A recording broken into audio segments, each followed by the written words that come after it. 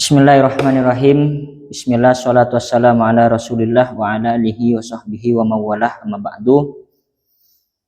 Mulai sekarang kita akan belajar kitab Risalatul Jami'ah wa Tadhkiratin Nafi'ah karya Al-Habib Ahmad bin Zain bin Alawi Al-Habsyi.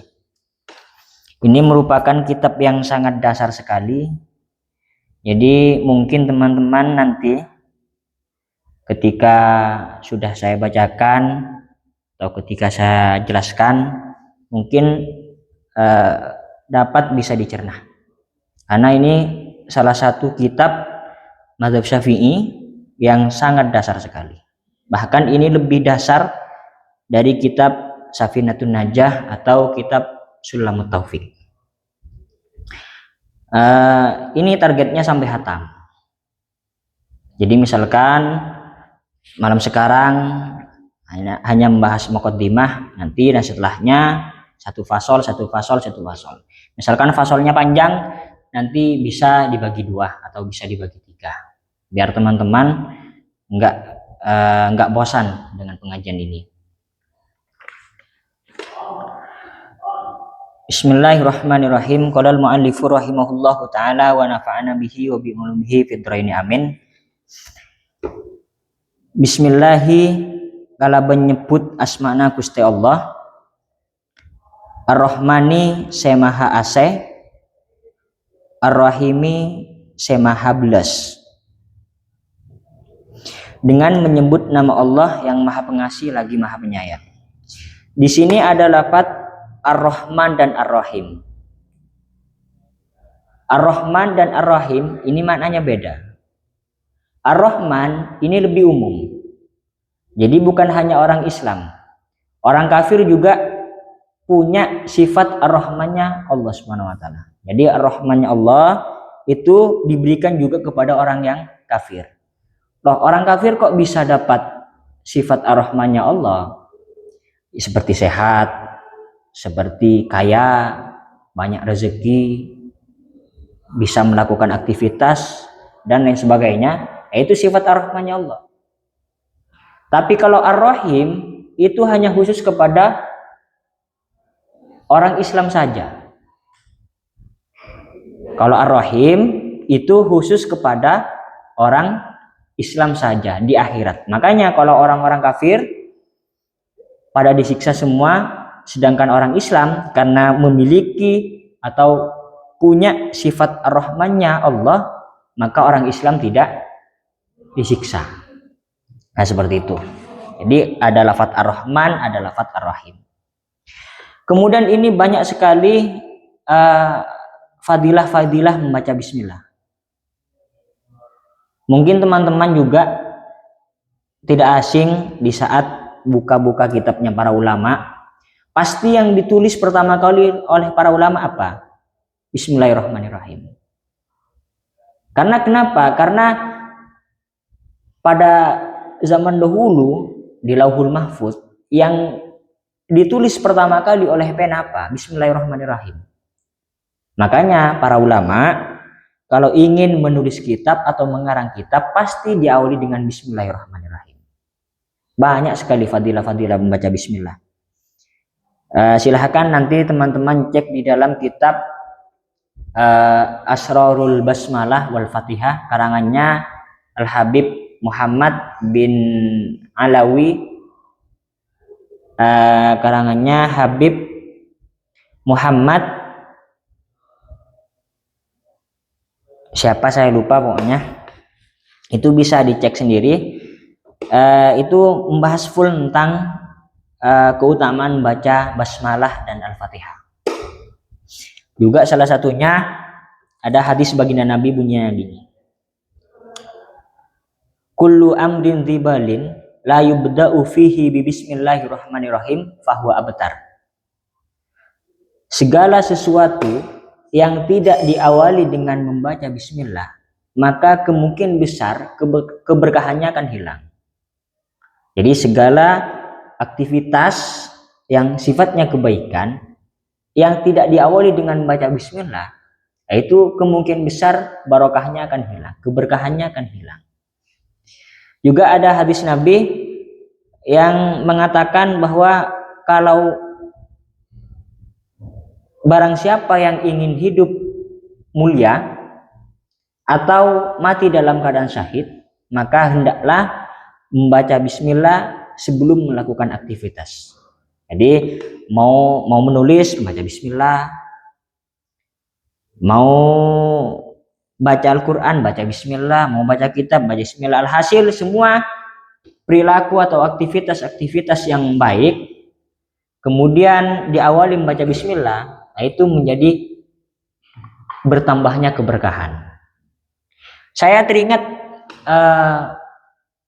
di saat membaca kitab Uqudul Lujain fi Bayani Huquqiz Zaujain, karangannya Syekh Nawawi Al-Bantani.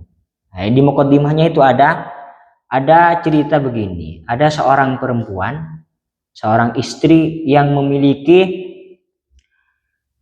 suami yang sangat munafik.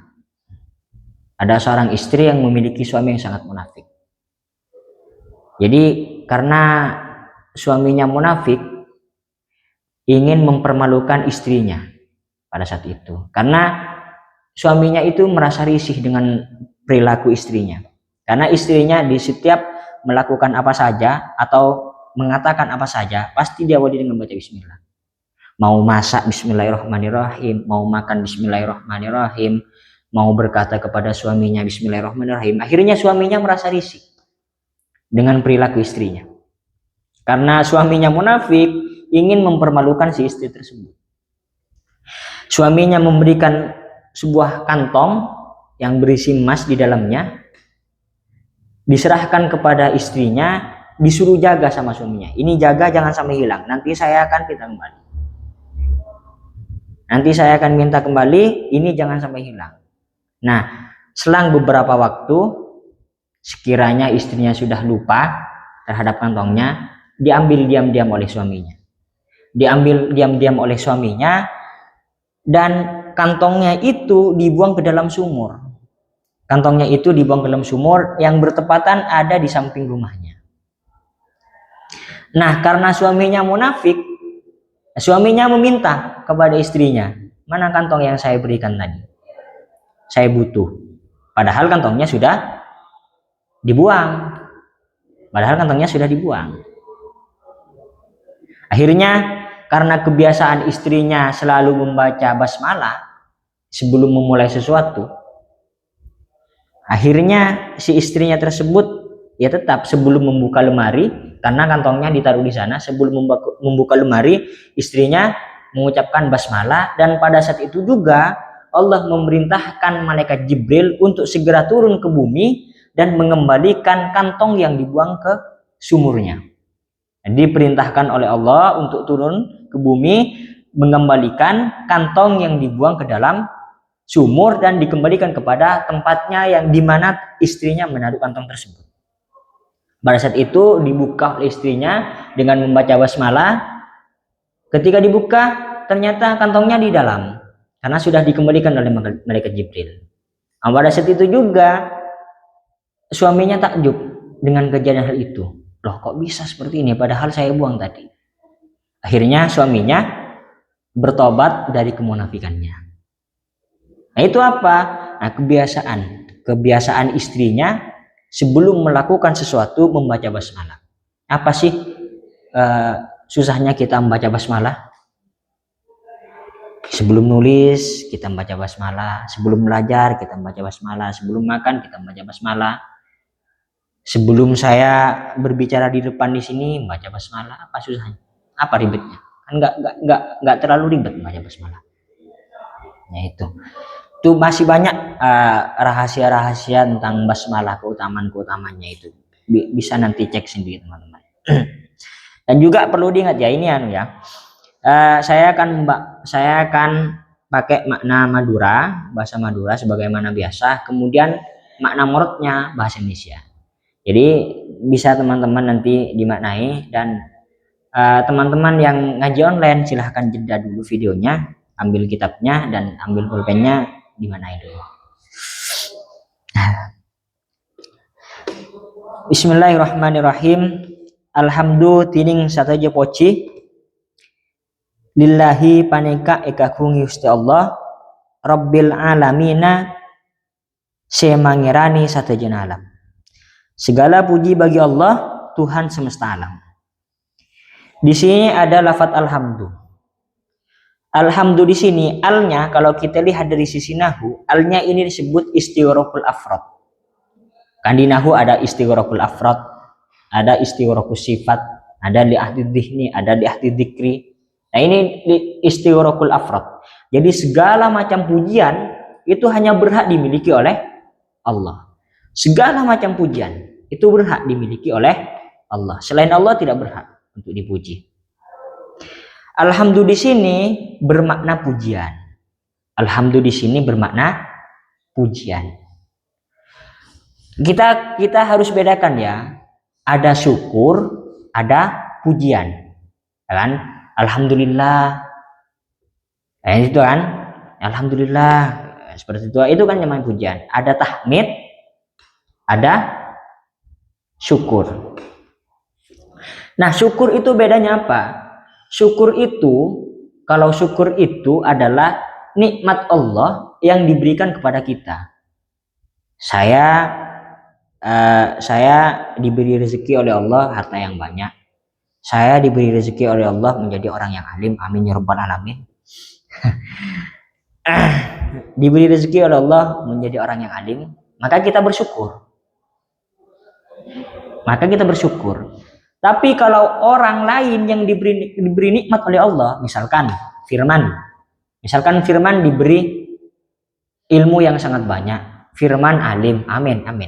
Firman alim atau Firman dermawan, maka kita tidak bisa bersyukur.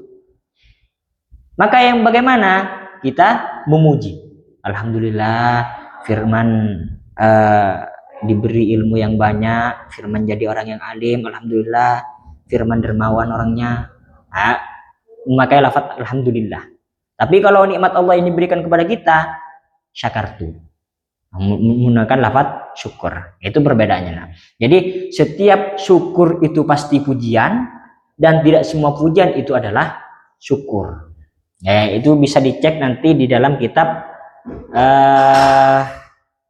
apa tadi? Saya lupa nama kitabnya. Intinya seperti itu. Di sini juga ada lafaz lillahi. Segala puji berhak dimiliki oleh Allah, lillahi. Lillahi di sini lamnya di sini bermakna lil istihqaq. Maksudnya lil istihqaq apa? Memantaskan. Jadi segala puji hanya pantas diberikan kepada Allah. Hanya pantas dimiliki oleh Allah. Contoh seperti ini. Ad-daru li Zaidin. Rumah ini berhak milik Zaid. Pujian ini berhak dimiliki oleh Allah. Seperti itu. Lam di situ pada lafaz lillahi itu adalah lil istihqaq. Terus di sini juga Rabbil alamin, Tuhan semesta alam. Alhamdulillahi Rabbil alamin, Tuhan semesta alam. Rabbun itu ada macam makna. Terkadang Rabbun itu bermakna malik, penguasa. Terkadang ada makna tarbiyah. Tarbiyah itu mendidik. Ada bermakna malik, ada bermakna tarbiyah, itu Rabbun. Terus al-alamin. Al-alamin. Ini ikhtilaf para ulama. Al-alamin di sini siapa? Apa? Al-alamin di sini ada berdapat alamul jinni wal insi. Jadi alam jin dan alam manusia. Ada yang berpendapat seluruh alam. Alam apa saja? Alam apa saja?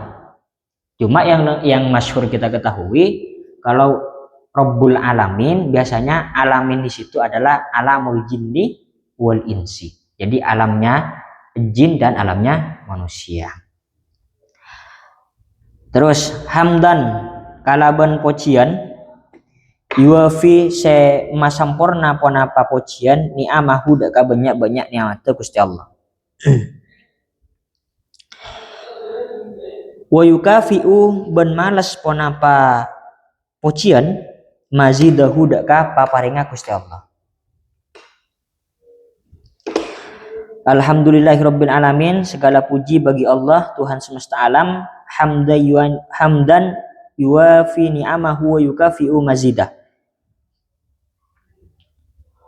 Dengan pujian yang menyempurnakan nikmat-nikmatnya dan membalas pemberian Allah Subhanahu wa taala. Wa shalla ban muga-muga paring rahmat Allahu pasyara Gusti Allah. Nah, ini juga. Nah, yang perlu kita ketahui ada kadang sholawat itu kan dari Allah. Kadang sholawat itu dari para malaikat. Ada juga sholawat yang dari manusia seperti kita.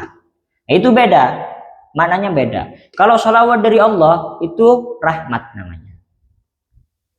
Kalau sholawat dari Allah itu namanya rahmat. Tapi kalau sholawat dari para malaikat itu namanya istighfar. Tapi kalau sholawat kita adalah sebagai manusia itu namanya tadarru atau doa. Kalau sholawatnya kita adalah tadarru, tadarru itu meratap atau doa. Nah, sholawatnya kita dan sholawatnya Allah dan sholawatnya para malaikat itu beda. Saya pernah baca kitab salah satu karya guru saya. Ada cerita di situ, ada sebagian ulama ditanya, lebih utama mana antara sholawat para malaikat dan sholawatnya kita sebagai manusia? Ada yang bertanya seperti itu kepada salah satu ulama. Kemudian jawaban para ulama di situ, lebih utama sholawatnya kita manusia dibandingkan sholawatnya para malaikat. Loh, kok bisa? Karena malaikat diciptakan oleh Allah, diperintahkan untuk membaca sholawat. Dia membaca sholawat terus menerus karena tidak ada aktivitas lainnya, tidak ada kesibukan lainnya. Jadi kalau ada para malaikat diciptakan oleh Allah untuk sujud, ya sujud terus menerus. Nah, kita enggak, karena kita kan masih banyak kesibukan, masih banyak aktivitas, masih banyak kewajiban. Bedanya. Makanya kalau kita diberi kesempatan untuk membaca sholawat kepada baginda Nabi sebanyak 1000 kali satu hari satu malam, wah, masya Allah tabarakallah. Masya Allah tabarakallah. Kalau kita sudah menyempatkan diri membaca sholawat kepada baginda Nabi dengan kesibukan kita, dengan kewajiban-kewajiban yang harus kita lakukan, tapi menyempatkan membaca sholawat kepada baginda Nabi, masya Allah tabarakallah. Itu Allah Subhanahu wa taala berfirman di dalam Al-Qur'an, innallaha wa malaikatahu yusholluna 'alan nabi ya ayyuhalladzina amanu shollu 'alaihi wa sallimu taslima. Sungguhnya Allah dan para malaikatnya bersolawat kepada baginda Nabi, wahai orang-orang yang beriman, bersolawatlah kalian kepada baginda Nabi Muhammad SAW. Di situ ada perintah, sallu alaihi wasallimu taslima, bersolawatlah kalian kepada baginda Nabi. Yaitu sallu di situ kan perintah. Ulama ikhtilaf. Ada perintah sholawat di dalam Al-Quran, sallu alaihi wasallimu taslima, hukumnya adalah wajib. Jadi setiap hari, setiap malam kita wajib membaca sholawat, berapapun jumlahnya. Yang penting membaca sholawat. Itu ada bermakna wajib. Tapi ada salah satu ulama yang berpendapat cukup hanya di dalam sholat saja. Jadi kalau kita sholat kan 5 waktu, duhur, asar, maghrib, isya, subuh, nah itu kan pasti ada sholawatnya. Nah, cukup hanya membaca pada saat itu juga. Jadi kalau ada teman-teman yang sholat tapi nggak baca sholawat, nggak sah sholatnya. Karena sholawat itu termasuk rukun-rukunnya sholat. Nah, jadi kalau ikut yang situ, kalau ikut yang ulama yang berpendapat bahwa sholawat cukup hanya pada sholat, kita aman. Ya masa kita nggak sholat? Kalau ada orang muslim yang tidak membaca sholawat dalam satu hari satu malam, itu ada 2 kemungkinan. Yang pertama bohong, yang kedua memang tidak sholat. Karena setiap hari setiap malam kita pasti baca sholawat. Karena sholawat itu syarat sahnya sholat. Bohong itu, ya bisa jadi nggak sholat. Ada yang berpendapat tidak, itu bukan perintah wajib. Nah, di dalam Al-Quran, sallu alaihi wasallimu taslima. Wa ala sayyidina, atas kustena batan gaula Muhammadin Rabbana Muhammad. Mudah-mudahan Allah memberikan rahmatnya kepada Nabi kita Nabi Muhammad SAW. Saya mau tanya, kenapa Nabi kita dinamai Nabi Muhammad? Kenapa enggak dinamai lain? Saya tanya. Kenapa dinamai Muhammad? Kenapa enggak dikasih nama yang lain? Kenapa harus ini Nabi Muhammad? Coba jawab. Hah? Jangan-jangan kita tahu hanya Nabi Muhammad, tapi asal usulnya nggak tahu. Ya nggak apa-apa sih, nggak wajib, cuma kan kurang baik seperti itu kan. Kenapa? Ada yang bisa jawab? Ada? Nggak ada. Jadi salah satunya ya, saya sebutkan salah satunya. Kenapa Nabi Muhammad itu dikasih nama Muhammad?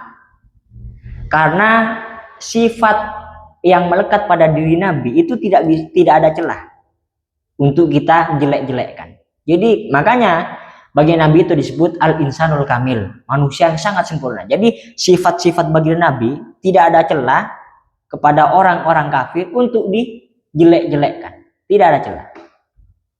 Dari segi coba teman-teman nanti baca Sirah Nabawiyah, sejarah-sejarah baginda Nabi, perjalanan hidup baginda Nabi, coba dibaca teman-teman.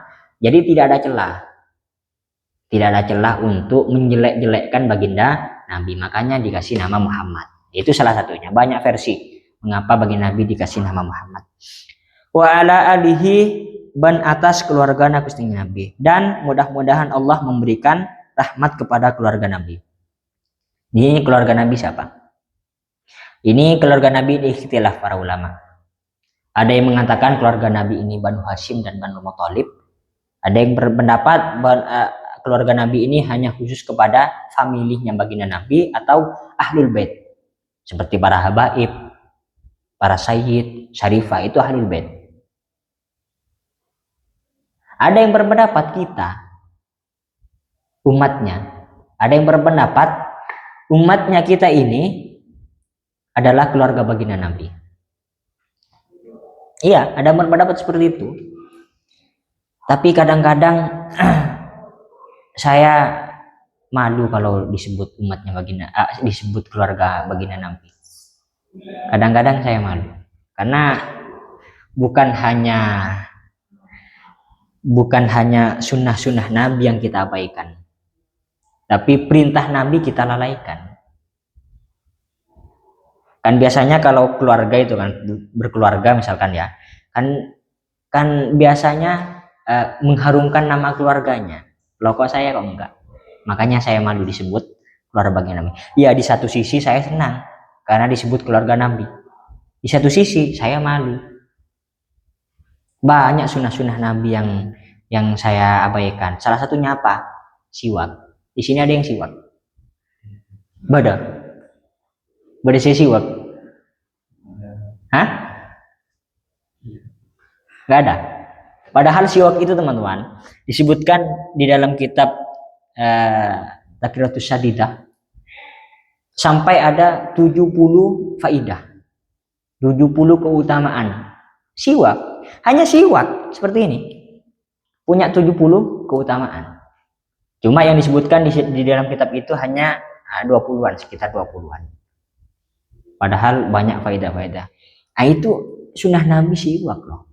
Yang kelakuannya ringan, nggak harus pakai otot, nggak harus pakai pikiran, hanya pakai kayu kita gosokkan saja, itu sudah mendapat pahala.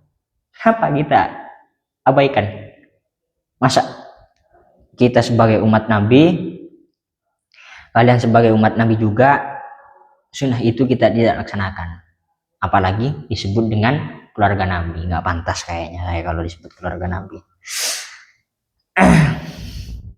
Wa sahbihi ban sahabat Nabi, dan sahabat Nabi. Sahabat ini siapa? Hah? Sahabat ini siapa? Jadi harus sampai mana orang dikatakan sahabat Nabi? Itu kan sering diajari di SMA. Hah? Siapa? Siapa? Sahabat Nabi itu siapa? Orang yang bagaimana? Ayo.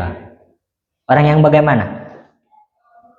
Apakah harus kaya? Apakah harus tampan seperti saya? Gimana? Orang yang sezaman dengan Nabi kan? Orang yang sezaman dengan baginda Nabi terus? Hah? Dan Siapa? semasa hidupnya sama dengan Nabi. Iya. Iya seperti itu. Orang yang sezaman dengan baginda Nabi, yang semasa hidupnya bersama Nabi. Tapi dengan catatan iman kepada baginda Nabi, iman kepada Allah, iman kepada kitab-kitab Allah, iman kepada hari kiamat, iman kepada qada dan qadar. Jadi ada orang sezaman dengan baginda Nabi, bahkan keluarga baginda Nabi. Siapa? Abu Jahal. Tapi bukan sahabat Nabi, malah musuh Nabi. Ya kan? Tapi yang dikatakan sahabat adalah secara simpelnya adalah seorang yang iman kepada baginda Nabi dan kepada Allah, dan pernah bertemu dengan baginda Nabi, pernah bertatapan dengan baginda Nabi, walau saat, walau hanya sebentar saja. Nah, itu juga disebut dengan sahabat. Sahabat itu tidak harus tampan, sahabat itu tidak harus kaya, yang penting setia. Ya, kan seperti itu. Wasallama ban muga-muga amparinga kaselamatan pasira Gusti Allah. Wa qala adabu Rasulullah pasira Rasulullah sallallahu alaihi wasallam. Rasulullah sallallahu alaihi wasallam bersabda, bagaimana sabdanya? Thalabul ilmi faridatun ala kulli muslimin wa muslimatin. Thalabul ilmi dining nyari ilmu faridatun panika wajib ala kulli muslimin atas saben-saben orang Islam lake wa muslimatin men Islam bini. Mencari ilmu hukumnya adalah wajib bagi seorang muslim dan muslimah. Di sini wajib hukumnya. Tapi di sini ilmu di sini tidak semua ilmu kita pelajari wajib. Seperti fisika, kimia, dan lain-lain, matematika tidak wajib. Nah, di sini yang disebut di sini adalah ilmu yang sifatnya fardu ain. Ada fardu ain, ada fardu kifayah, paham? Pernah belajar? Ada fardu ain, ada fardu kifayah. Seperti fardu ain, ilmu fardu ain seperti sholat, tata cara sholat, syarat sahnya sholat, syarat batalnya sholat, syarat sahnya wudhu, batalnya wudhu. Misalkan kalau bulan puasa, ya tata cara puasa, niatnya bagaimana, itu fardu ain. Jadi setiap individu wajib tahu itu. Ada sifatnya fardu kifayah. Nah, fardu kifayah ini seperti mensolati mayit, menguburkan mayit, memandikan mayit, atau belajar ilmu kedokteran. Nah, itu fardu kifayah. Ya, tidak semua orang individu, tidak semua individu itu harus tahu itu. Yang penting di daerah itu, di desa itu ada orang yang tahu cara memandikan mayit, cara menyolati mayit, cara menguburkan mayit. Nah, semua kewajiban yang ada di sekitar itu, nah itu semuanya gugur kewajibannya. Yang penting ada yang tahu. Nah, di sini adalah yang dimaksud ilmu di sini yang wajib kita cari adalah ilmu yang sifatnya fardu ain, seperti sholat, tata syarat, puasa, zakat, dan sebagainya.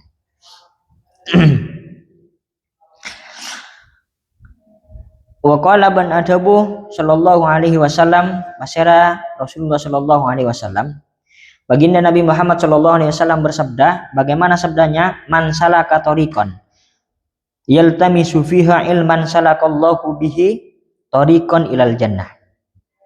Man sabana orang salaka seajan pasiraman tariqan ka jalan, yaltamisu hale nyare pasiraman fiha dalam jalan. Nyare ilman da ka ilmu. Salaka maka majalan. Kalau riwayat lain ini memakai sahala, makempang. Salaka maka makempang atau majalan Allahu basyarallah bihi kalaban man tariqan dak jalan ilal jannati dak surga. Barang siapa yang menempuh perjalanan dengan keadaan mencari ilmu, maka Allah akan mudahkan baginya jalan menuju surga. Ini hadis ini maksudnya gimana? Hadis ini menunjukkan bahwa orang yang mencari ilmu sangat mulia. Seperti kita ini kan sedang mencari ilmu. Nah, ini Allah mudahkan, mudah-mudahan Allah mudahkanlah. Allah mudahkan kepada kita jalan menuju surga. Banyak fadilah-fadilah atau keutamaan-keutamaan orang yang mencari ilmu, kemuliaan-kemuliaan orang yang mencari ilmu. Bahkan sampai para malaikat rela membentangkan sayapnya hanya untuk dilewati orang mencari ilmu. Nanti teman-teman ini, teman-teman firman berjalan ke linam ke sekolah, itu para malaikat membentangkan sayapnya. Membentangkan sayapnya sampai sirelah itu para malaikat. Dan sampai semulia itu orang yang mencari ilmu. Banyak, bahkan bukan hanya itu, penduduk langit dan penduduk bumi dan bahkan ikan pun yang ada di laut itu juga mendoakan orang-orang yang mencari ilmu. Sekarang ini saya dan teman-teman ini yang lagi nonton videonya, ini sekarang kita sedang didoakan oleh malaikat. Sedang didoakan para malaikat. Dingin nggak hatinya? Sejuk nggak hatinya ketika didoakan oleh para malaikat? Didoakan ikan-ikan yang ada di laut. Nah ini keutamaan atau kemuliaan orang yang mencari ilmu seperti kita. Alhamdulillah kita ditakdirkan bisa mencari ilmu, sehat, sempat seperti sekarang.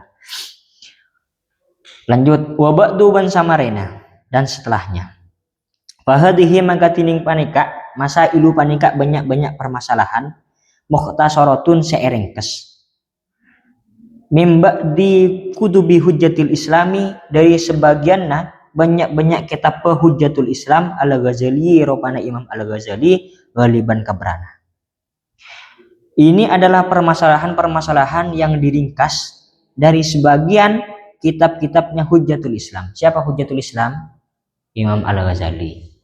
Kenapa diberi julukan hujjatul Islam? Sampai tingkat apa atau sampai di mana orang tersebut diberi julukan hujjatul Islam seperti Imam Al-Ghazali? Ada yang tahu? Imam Al-Ghazali kan dijuluki hujjatul Islam. Sampai mana? Saya bisa nggak? Teman-teman bisa nggak jadi hujjatul Islam? Bisa. Tapi mampu nggak? Nah, pertanyaan kan seperti itu. Mampu nggak kita? Jadi sampai di mana orang diberi julukan hujjatul Islam? Sampai mana? Hah? Nggak pernah belajar, nggak pernah dengar. Jadi orang bisa diberi julukan hujjatul Islam kalau orang tersebut menghafal hadis sebanyak 300.000 besertaan dengan sanadnya. 300.000 dengan sanadnya. Nah, Imam Al-Ghazali hafal hadis 300.000 matannya dan juga sanadnya. Baru orang tersebut diberi julukan hujjatul Islam. Sampai ini teman-teman pernah nggak pernah atau pernah belajar kitabnya Habib Abdullah bin Alawi Al-Haddad, atau yang sering kita pakai setiap hari rotibnya, Rotibul Haddad? Pernah dengar nggak nama Habib Abdullah bin Alawi Al-Haddad? Nah, itu salah satu ulama, salah satu habaib yang sangat ngefans kepada Imam Al-Ghazali, sangat ngefans. Seperti teman-teman ngefans kepada saya, tapi lebih ngefansnya Habib Abdullah bin Alawi Al-Haddad kepada Imam Al-Ghazali. Sampai-sampai kalau ada dua permasalahan, ada ikhtilaf antara Imam Al-Ghazali dengan ulama-ulama yang lain. Ada ikhtilaf. Misalkan Imam Al-Ghazali berpendapat haram, nah ulama-ulama yang lain selain Imam Al-Ghazali berpendapat halal. Meskipun hanya Imam Al-Ghazali satu yang berpendapat haram, meskipun banyak sekali ulama-ulama yang berpendapat halal, dari saking ngefansnya Habib Abdullah bin Alawi Al-Haddad, dia lebih memilih pendapatnya Imam Al-Ghazali dari saking ngefansnya. Nah, teman-teman, kalau ada ngefans kepada salah satu ulama, ya nggak apa-apa, bagus. Kalau mengagumi salah satu ulama, salah satu tokoh, salah satu kiai yang itu alim atau ahli ibadah, ya nggak apa-apa. Itu salah satu keistimewaan Imam Al-Ghazali, seorang habaib ngefans kepada dirinya. Terus man sapanoreng arofa seoning paseraman hada ka masail wa amila ben ngalakoni paseraman biha kalaban masail narju maka ngarep beten kaula lahu dak kaman minallahi dari Gusti Allah ayyakuna dak kutubada paseraman min ahlil ilmi panika setengah dari ahli ilmu zahiran zahira wa batinan ban batinna wabillahi ban panika kalaban Gusti Allah atau fiku tin taufik. Barang siapa yang mengetahui permasalahan-permasalahan ini dan mengamalkannya, maka aku memohon kepada Allah supaya orang tersebut dijadikan sebagai ahlul ilmi, baik secara zahir atau secara batin. Nah, kata Habib Ahmad bin Zain bin Alawi Al-Habsyi, Ini sekarang cukup mukadimahnya saja ya. Nanti besok malam kita belajar arkanul Islam. Sedikit-sedikit, yang penting manfaat, yang penting barokah, yang penting masuk, yang penting tidak lupa, seperti itu.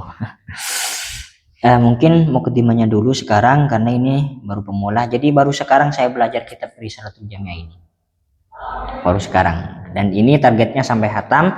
Kemudian ketika hatam kita ambil kitab yang lain yang lebih seru ya. Dan ini saya memilih Risalatul Jamiah ini, saya husnudzon kepada pengarang bahwa kitab ini benar-benar barokah, meskipun kitabnya hanya ringkasan tapi barokahnya besar.